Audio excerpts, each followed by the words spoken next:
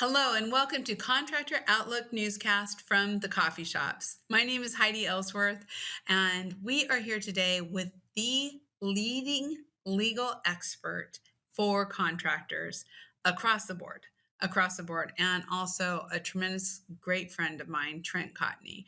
Trent, welcome to Contractor Outlook newscast. Hi, it's great to see you, and I echo those sentiments. I mean, it's always a pleasure to be able to talk to you, but I definitely consider you one of my closest friends. So glad to be able to talk to you. Oh, I love it. You and I have worked together for many, many years. And as I think I told you more than once, you're one of the few, I think you're probably the only lawyer who doesn't scare me. So I know when I'm with you, it's safe and you explain things. I can even remember Tim Ellsworth was sitting in one of your presentations. He's like, I understand what Trent's saying. And, he's the guy out there working in the field. And you just do such an amazing job for the contractors out there to really help them. Deal with risk and safety. So let's start with your introduction and talk a little bit about yourself and also about your firm. Sure. So, Trent Cotney, I am a partner and construction team leader at Adams and Reese. Adams and Reese is a national law firm, almost 400 lawyers, 20 offices, practice coast to coast. I'm in charge of the construction team here. I'm board certified in construction in the state of Florida, licensed in 8 or so other states, and do everything from litigation and disputes to contract drafting and regulation, advocacy, and everything in between. Yeah, it's amazing. And you're also general counsel for the National Roofing Contractors Association and so many different associations in HVAC. I mean, it's just amazing the amount of time you give and your team give to the associations. Yeah, absolutely. So been involved with a lot of, more than a dozen, maybe 2 dozen different associations where I serve as general counsel. And part of the good thing about doing that is not only being able to give back, but also it helps me keep my ear on the ground. Right. So, and the topics that we're talking about today, I know they are issues because everywhere I go, I don't just sit up in my office here. I'm always on the road just like you are and Right. get to hear about what the issues are. So it makes me better at the job I do. So very appreciative of those rules. Yeah, we are, yes, we are huge on associations, and they have been really taking the lead, the front, along with you, along with the coffee shops, of really trying to stay intact with what's happening in the administration. So I say we jump right in. We Sure. had a semi-new presidential administration. I mean, what we're 9 months into it, Mhm. maybe close somewhere in there, and a lot has been happening. So I would love, what kind of changes. I know we picked the day, but what kind of changes have really happened in these last 9 months that are affecting the construction industry? Yeah, and it can be overwhelming sometimes trying to kind of parse through it. And I think the listeners need to understand that there's a lot of chaos here. But I think some of that chaos is intentional from a tactical standpoint. So Mhm. you have to kind of see it for what it is. And I don't get too nervous until I see it start impacting bottom lines, and then I take it a little bit more serious. But there are a couple of big ticket items that I think have really caused my phones to light up, and that would be immigration and trade policy tariffs. Mhm. Immigration by far has been the dominant issue in construction, regardless of what trade you're in, right? And the reason is that as an industry we've become even more reliant on foreign labor, both as W-2 and as subcrews 1099s, right? And the current administration has a zero tolerance policy as it relates to immigration, closed borders. Just recently, they've increased H-1Bs by $100,000, made it very difficult for the industry to get legal workers here to help fill our jobs. When you have Yeah. that coupled with enhanced deportations and ICE raids and all this other stuff, it has put some significant pressure on labor, right? And I think you and I've kind of talked about it before. One of the things I'm definitely watching is labor rates. I think as our labor pool shrinks, regardless of whether they're you know e-verified and 100% legal, W-2 workers or not, the cost of labor, I think, is going to increase. And I think you're going to see that in both vertical and horizontal construction. So that is something, as we continue to see this level of enforcement, that I think a lot of contractors and trade should be aware of. Um, you know, Talking about a lot of different things, but I'll just keep talking for a while. So the Yeah, that's the good. the trade and the tariff side of things is also interesting, and there's been a lot of back and forth there. I will say that to date, the only real impact I've seen has been in steel and steel related accessories. But what our listeners need to understand is that tariffs take a while to trickle through the economy. So if I came out today and said, look, the chemicals that are used for, PVC, I'm going to put a 100% tariff on that. It would be months before we really see the ramifications of that, because the way that tariffs work is they're assessed on the import. When it comes into the port, it's assessed, but there's existing inventory, and then each segment of the supply chain, regardless of whether it's the party that receives it, the manufacturer, the distributor, the contractor, or the end user, may make decisions to absorb some of that cost in the short run, right?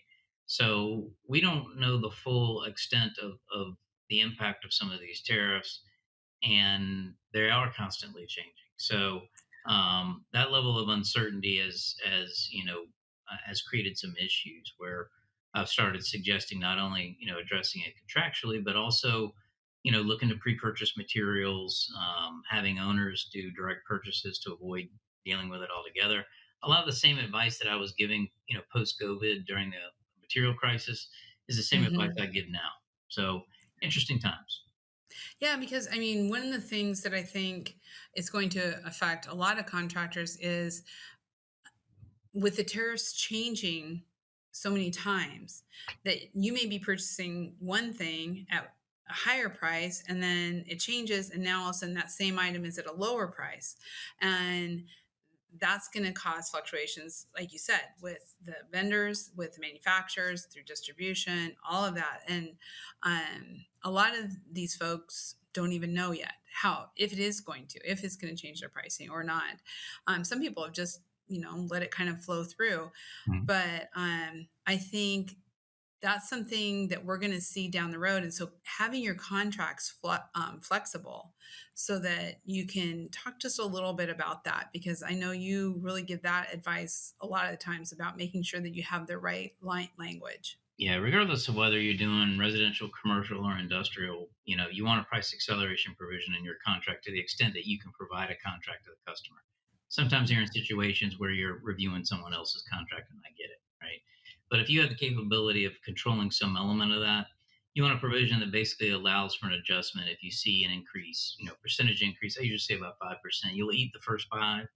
That's fair. But anything over that, you're entitled to an adjustment. You got to be able to show the actual pricing. I've had some recent contracts. I'm working on a very large. It's a $900 million EV plant contract that I've been negotiating, and part of that is we had to create and draft a very specific price acceleration provision that dealt specifically with tariffs and how to track the increased cost based on U.S. customs, website data and other things like that. But it did create a mechanism. And then the one thing I want our listeners to understand is, for those of you that are doing bid work, let's say you're doing local, state, or federal bid work, you may be saying, Trent, this is great, but I don't have any flexibility there. I got to sign whatever contract is given to me, and that's it.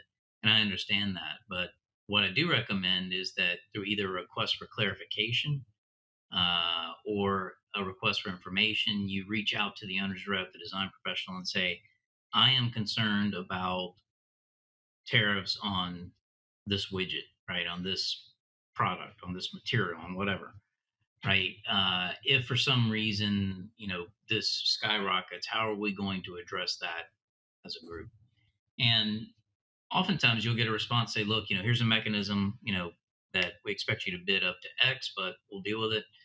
Oftentimes it's addressed, or they may just say pound sand, in which case you bid accordingly, right? Yeah. The Right. key is addressing it on the front end rather than after it happens, because We don't know what's going to happen. I guarantee you, by the time that you and I are off this, there's some other breaking news thing that's going to potentially affect contractors. So that what I encourage everybody is just be safe and be cautious when it comes to bidding and making sure that you're protected contractually.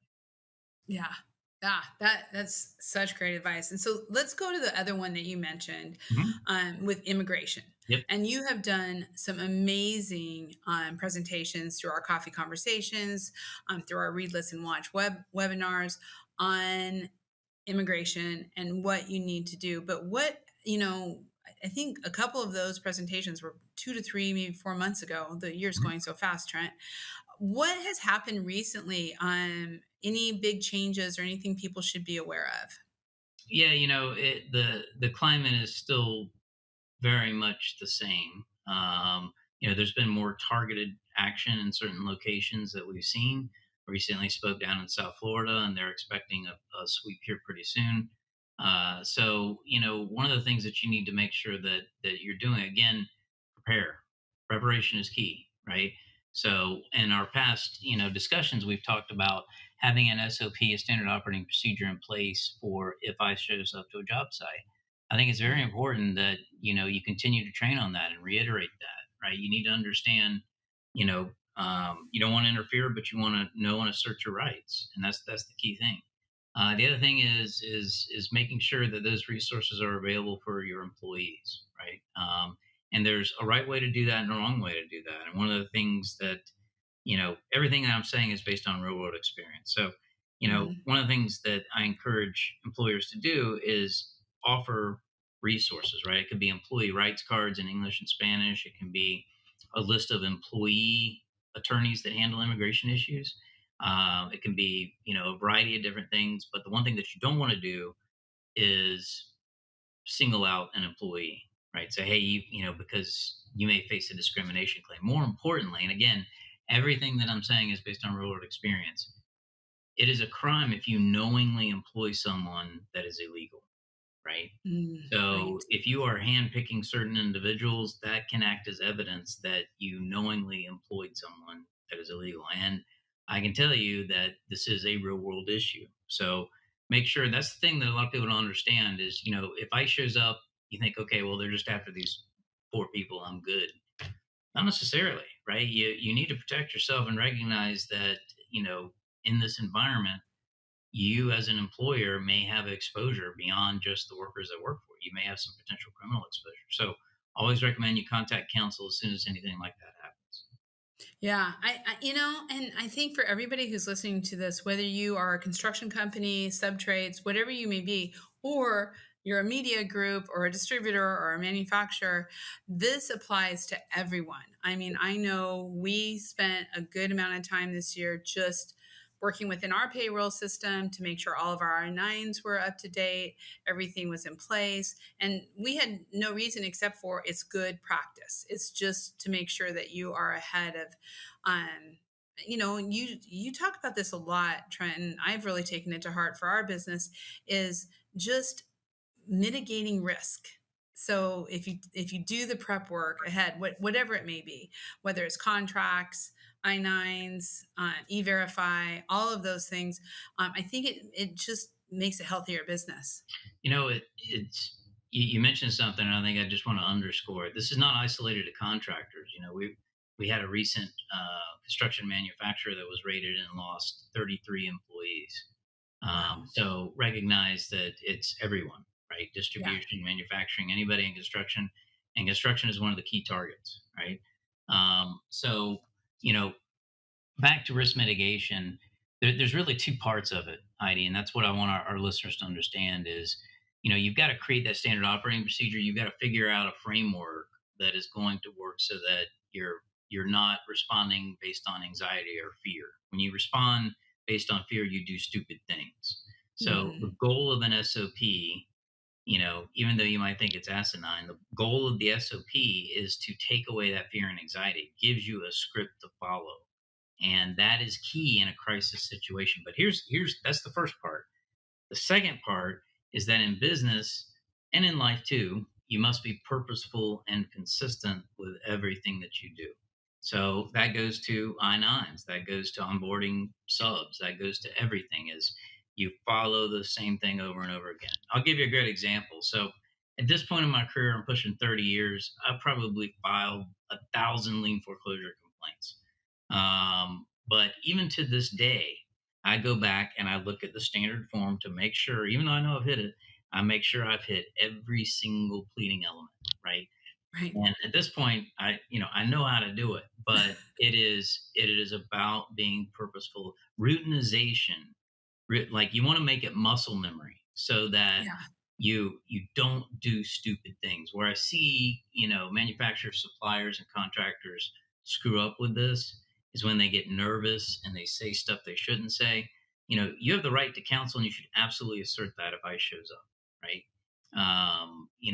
It is the kind of thing where you must stay calm. That is the most Hmm. critical thing. Business hat on first, then you worry about everything else. I wanted to work with a supplier partner I respect. I wanted a partner who respected me. We needed a partner with employees who care as much as we do. We needed a partner who values relationships. I wanted a partner that would help me grow my business. We needed a partner that would help us succeed.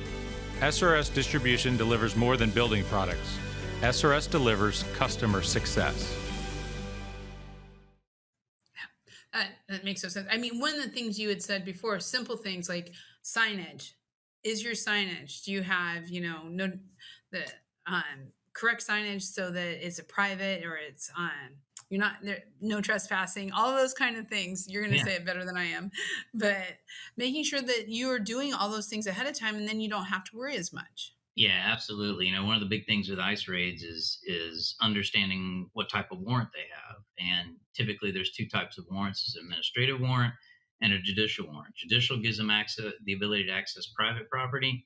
Administrative is public. So one of the things that you want to do is have that clear signage, restricted access, private property, whatever it might be. That helps prove that an area that they're trying to access, whether it's in a manufacturing plant or at your home office or on a job site, is private property and they need a judicial warrant. That could potentially help you, and it could potentially help your employees if for some reason there's some issues. Because the key thing is, again, never interfere, never tell your workers to run, don't do anything like that. You'll end up in prison. But what you do want to do is object, and I like to have a witness there that can say, look, respectfully, I've looked at your warrant. This is not signed by a judge. You don't have the ability to access the space. I'm objecting, right? And Yeah. that's key because that can come up later. Yeah. Because there, I'm sure there are cases going through the courts right now on all of this. Yeah. Again, nothing that I say is hypothetical. So I'll leave it at that.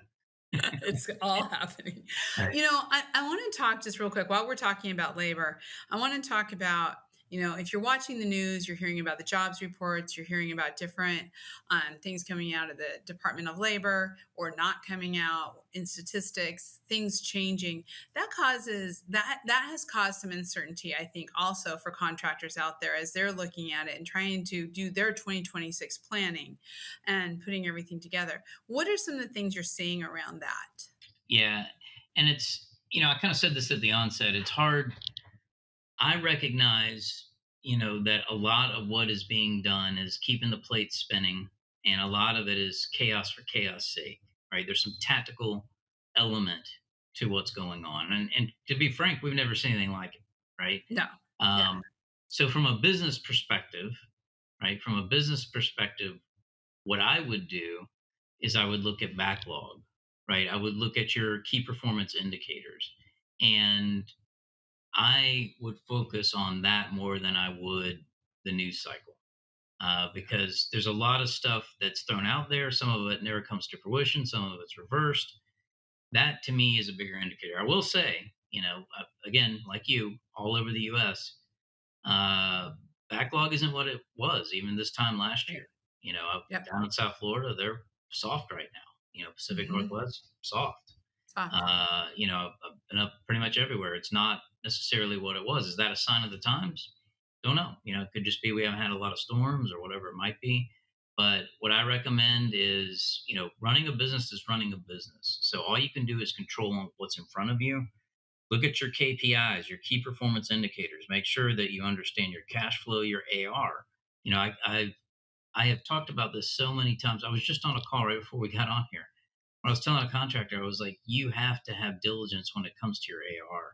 Like, it is when times are good and that money's flowing in, you don't see the cracks in your business. It's only when that Right. money dries up is where you start to see, oh, I don't have good AR practices. I'm not on this, right? Right. So, if I think what I'm trying to say through that long-winded, speech there is that if you focus on the business basics of running your business, of really trying to make it successful, to a certain extent, it's important to understand what's going on in the news, right? But there's also, it helps you focus on what's important, because if you just focused on the news, the sky's falling. And I Right. tend to, I just put my head down, and until something pops me in the head and says, hey, I got an issue here, then it's just business as usual. That's kind of how I would look. That is exactly how we are too. And I know there's a lot of contractors that way too, who are just really right now focusing on their business, on sound business practices, and relationships with their customers. Those relationships and helping their customers and understanding what they're going through too. And that's kind of where we're at. I think that I just think that's so important because you can't control so much that's happening right now.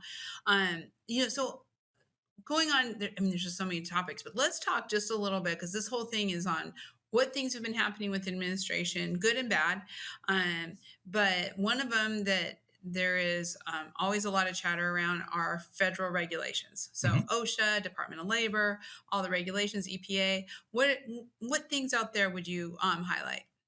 Yeah, I think one of the pluses of the administration is that it has been somewhat deregulatory, right? I think that in a lot of ways, a lot of the regulations that could have potentially impacted contractors have diminished. I think there's other regulations now that you might have to deal with, but in a lot of ways, I think it's been a positive. Um, I think there's still a little bit of uncertainty there. I'll give a great example, like the OSHA heat injury and illness rule. That was promulgated under the Biden administration. It was still going through rulemaking. I've sat on probably a dozen stakeholder meetings. I was just on, some other committee meetings here recently. It's still going through the process, but the latest I've heard is, and this is coming from a pretty good source, is that the White House may end up ultimately repealing it, even if it does come to fruition. So don't know what will happen there, right? But I can Yeah. tell you overall, there's a deregulatory environment, and that tends to be a positive for contractors because less regulation, is less admin cost, less concerns over that kind of thing. The one thing I'll say is a state can always be more restrictive than the federal government. So, if, California, for example, doesn't matter what the federal government does, California is going to be business as usual. So Right. even if the administration says we're getting rid of every regulation there is, it doesn't matter because there's a state equivalent in California. I'm picking on California, but there's plenty of Right. other states that are just like it. So obviously check with your state, but I think that is sort of a positive that I see as it relates to construction because we were heavy on the regulation side, before, and I think this is probably a good thing. Yeah, make help that out. Okay, well, on that line, so much chatter around the big bill, Yeah. and good and not so good because our solar friends out there, our contractors who are in the solar world, are definitely feeling the hit on that. Right. Um, what are some of the things that you're seeing around kind of the fallout from after that bill passed? Yeah, the one big beautiful bill had, it's a lot. It's 1,000 pages. I've digested as much as I can, but Heidi, as you know, I got to count on my fingers. So typically, I defer to the tax specialist when it comes to this. But the things that were on the press were no tax on tips and no tax on overtime. And the overtime thing may be a benefit to contractors and suppliers and manufacturers, but there's a phase out there, right? The things that aren't talked about as much, and we actually spoke about it on one of our podcasts here recently, Mhm. is there's a lot of changes, especially in the commercial front, for how you go to market. So a lot of the things that you mentioned, the Inflation Reduction Act credits as it relates to solar and renewable energy, A lot of the Section 179 and 179D, there are changes to that. There are potential phase outs. There are a lot of other issues that relate to that. So, my advice is there are some tax benefits, right? There's 100% depreciation on certain equipment purchases. There is, a lot of the things that may help you from a personal standpoint as far as your tax bracket. Definitely, if you're listening to anything, consult with your accountant, consult with your CPA on both your business taxes and your personal taxes, because there's probably some things that you can take advantage of this year. I do think it is tough for solar. Solar was already in a tough place, with some of the issues with financing and other things that were out there. But again, as I said in the previous conversation, keep in mind states can still offer a variety of incentives, right? So going back to California, there's a ton of still incentives to have solar, and I think there's some a lot of different benefits that can still be out there. So it's not dead. It's just you've got to understand the game and figure out how to play it. Yeah, we just had some great conversations about that too. Is that in Texas, solar is actually being driven by demand because they don't want to have to um, rely on the grid Yeah. because of some of the big failures that they had Oh in yeah. Texas. So incentives really aren't playing that much of a role there because people just want it. And the other thing, Heidi, is that technology's gotten so much better. It's not. This isn't your solar from the '80s anymore, right? Right, This exactly. is, and the integrated products that are out there. I mean, there's a lot of really great solar products, and that's only going to continue to get better. So I think Yeah. there is an opportunity for significant energy savings, especially if you're in places like the Dallas area that has some issues with their grid. Definitely worth looking at. And the other thing that I've been seeing along those lines also is that, there is still a push by major corporations for zero or reduction of carbon. Mhm. There is for the ROI of the roofs, they want the roofs actually paying back, whether that's through, being able to use them, um, solar, green roofs, stormwater, those kind of things. So even though the 179 and some of those other, tax benefits aren't there anymore, I think contractors really looking at what are these corporations caring about, right? Are they caring about it? And they are. There's a number of them. We've had some great podcasts on that have made a big difference. So some of the things that have come out have been, especially out of the big bill, is exciting was what they did for CTE. And, NRCA, we have been advocating at Roofing Day for this for a number of years, and there's definitely some great things coming out that way. Let's talk about that a little bit.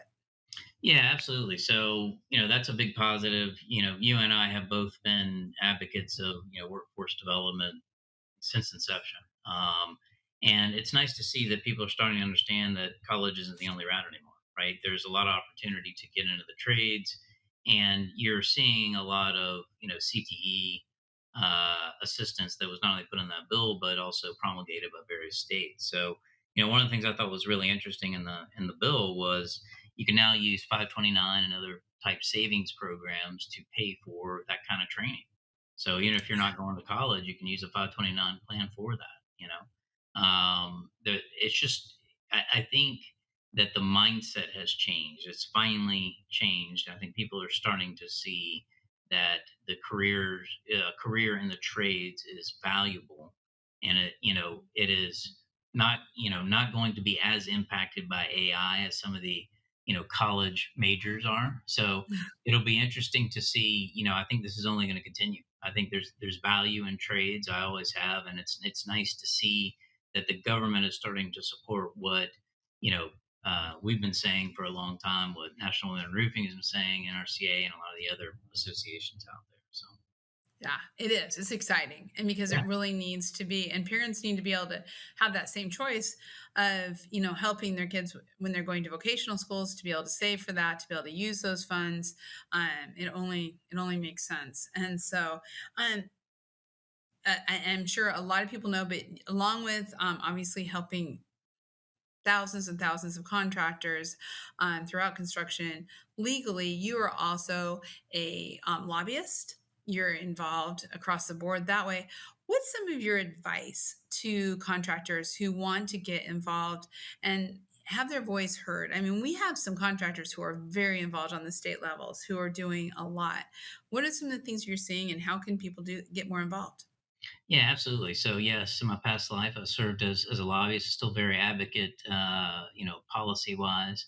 I think it's very important to be active, right? To be engaged. And there's a point when everybody sort of comes into your own, right?